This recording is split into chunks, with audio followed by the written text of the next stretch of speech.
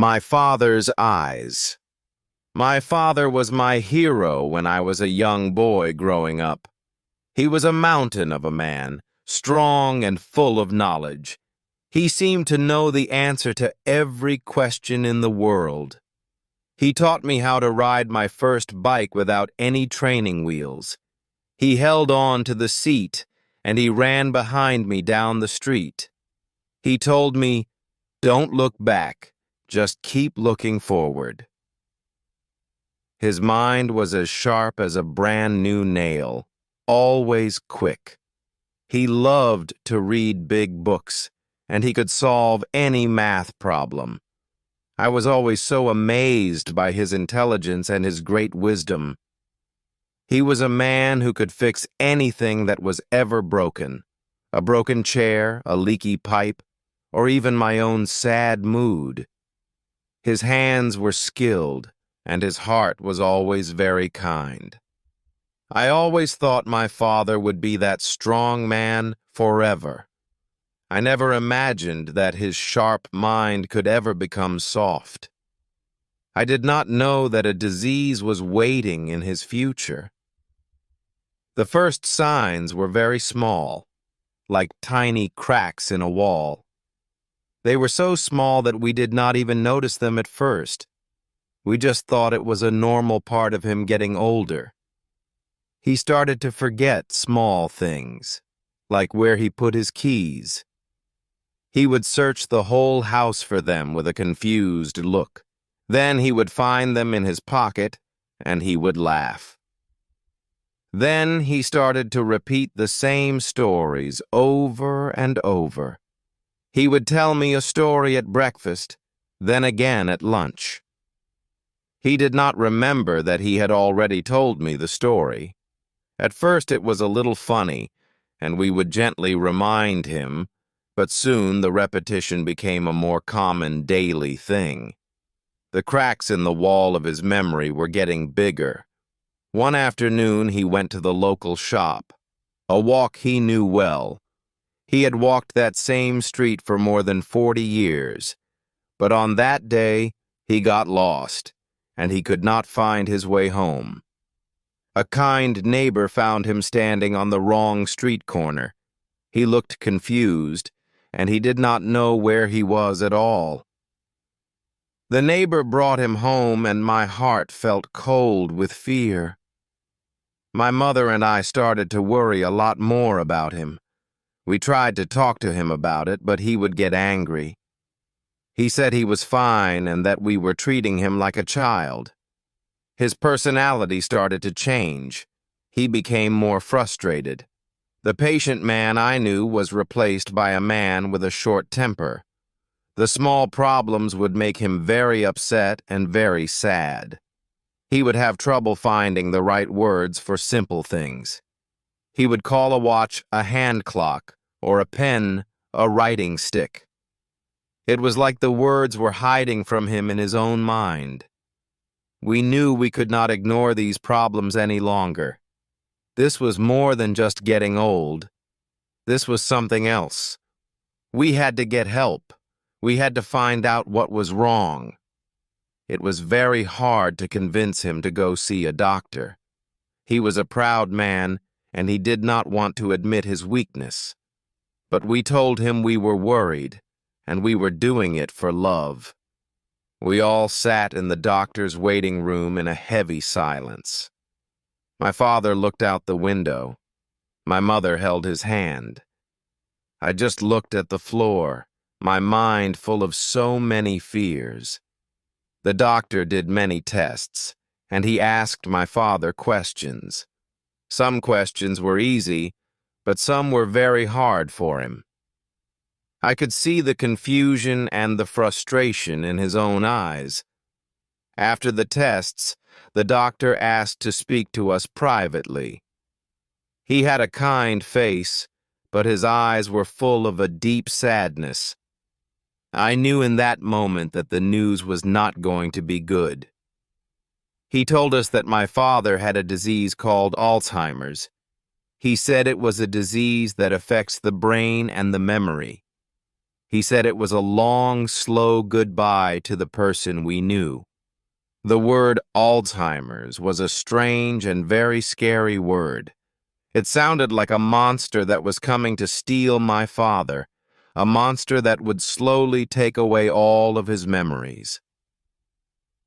We went home that day with a new and very heavy burden. We had a name for the problem, but we did not have a cure. We only had a long and very difficult road ahead of us. In the beginning, I was in denial. I did not want to believe. I thought the doctor was wrong and my father would get better. I held on to the hope that this was all a big mistake. But the disease did not care about my hope or my denial. It continued its slow and cruel work inside my father's mind. Every day, it would steal a little piece of him away from us. He would ask the same question 10 or 20 times a day. What time is it? Or, are we going out today? My patience became very thin, and I would sometimes get upset. I would get frustrated and say, "Dad, I just told you the answer." Then I would see the hurt and the confusion on his face. And my own heart would break because of my own impatience. I learned that arguing with the disease was completely useless. I could not correct his memory because it was not there. I had to learn to live in his world, in his present moment. It was a very hard lesson to learn for me as his son. I wanted my old father back, the one who knew everything. I had to accept that that man was slowly disappearing. One of the hardest days was when he did not know my name. I walked into the room, and he looked at me like a stranger. He asked my mother, "Who is this nice young man in our house?" For a moment, the world stopped, and I could not feel my heart. I was his son. How could he not know who I was anymore? The monster had finally stolen one of the most precious things. My mother gently told him, "That is our son, your loving boy." He looked at me again, and a flicker of recognition came. He said, "Of course," but I knew he was just being polite. That night I cried for a very long time in my own room. I was grieving for a man who was still sitting in the next room. It is a strange kind of grief, to lose someone who is still here. I realized I had to change my way of being with my father. I could not expect him to remember my world all the time. I had to find new ways to connect with him in his world. I had to stop being a son who was waiting for his father. I had to become a guide, a friend, and a patient companion. I had to learn to love the man he was becoming now. I started to learn everything I could about Alzheimer's disease. I read books, and I talked to other people in my situation. I learned that frustration and anger are a normal part of it. I learned that it was important to create a calm and safe space. Loud noises and new places could make him feel very confused. A simple routine was the best thing for him every day. I learned not to ask him questions that relied on his memory. Instead of, "What did you do today?" I would say something else. I would say, "I'm so happy to see you here right now." It was a new language of love that I had to learn to speak, a language that was not based on shared memories of the past. It was based on shared moments in the present, right now. I started to look for activities that we could still do together. We could not play chess anymore. His mind could not focus. But we could listen to his favorite old music on the radio. Music was a magic key that could unlock parts of his mind. He might not remember my name, but he remembered the old songs. He would tap his foot, and sometimes he would hum the tune. These small moments of connection became my new precious jewels. A shared smile, a tap of the foot, a moment of real peace. These were the things that I started to live for every day. One evening, I was looking through some of our old family albums. I saw pictures of me as a boy, sitting on my father's shoulders.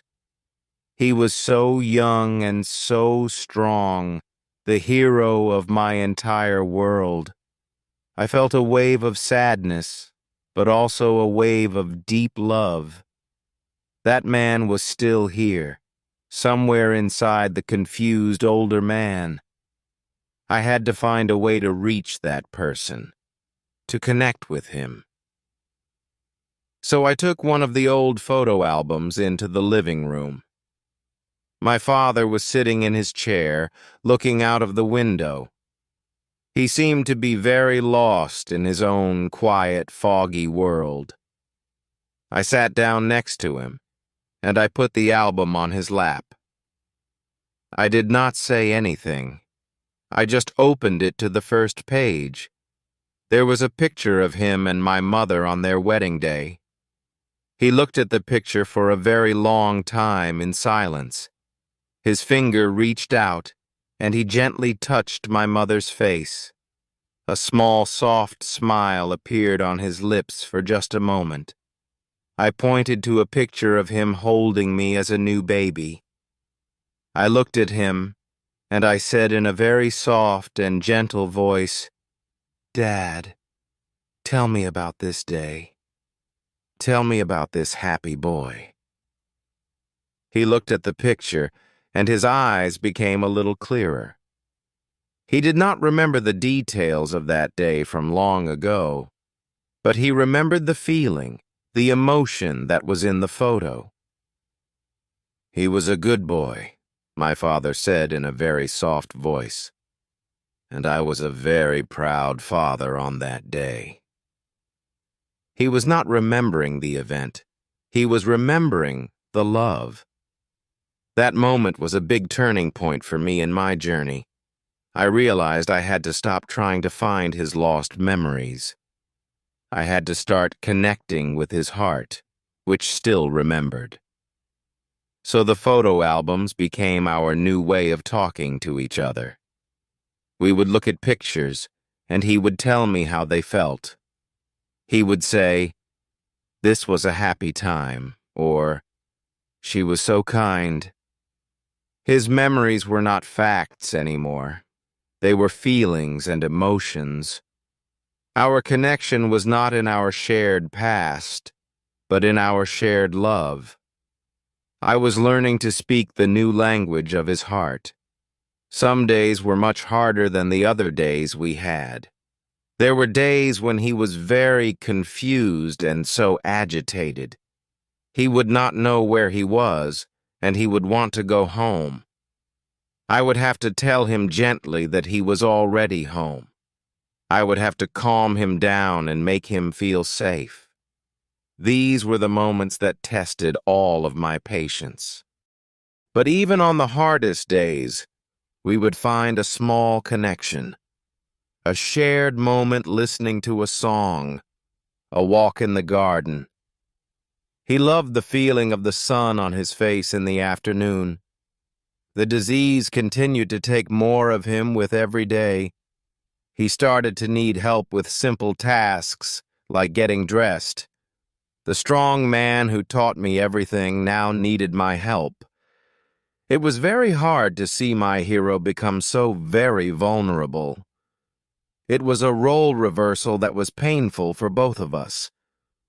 But we did it with as much love and dignity as we could. I learned to be patient. a kind of patience I never had. I learned to live in the moment and to find joy in small things. My father was still teaching me, even in his long silence. One afternoon, he was standing in front of a big mirror. He was looking at his own reflection with a very scared look. He did not recognize the old man who was looking back at him. He turned to me and he asked, "Who is that old man?" My heart broke into 1,000 pieces when he asked me that. How do you tell your father that he is looking at himself? I put my arm around his shoulders and I looked in the mirror. I said, "That's just a friend, Dad. He is here to visit us." He accepted my answer, and the fear left his own eyes. In that moment, I learned that sometimes the kind truth is best. The factual truth would only bring him more pain and confusion. My job was not to be a teacher. My job was to be a comfort. I was no longer grieving for the father that I had lost. I was learning to love and to cherish the father I had now, the man who was gentle and who lived purely in the moment. He taught me more about love than all the books in the world. He taught me that love is not about what you remember. It is about how you make a person feel, right here, right now. His world became smaller and smaller as the years went by. Soon he could not walk on his own, and he stayed in his bed. He stopped speaking almost completely. He lived in a silent world. But I would still go to his room every single day to see him.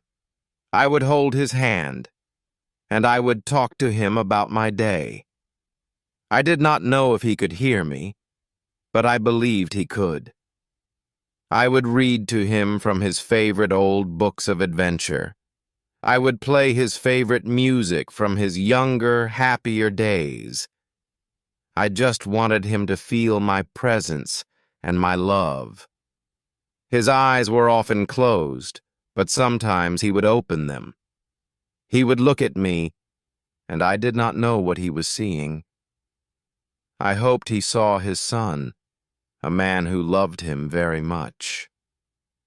One evening I was holding his hand. It was so thin and frail.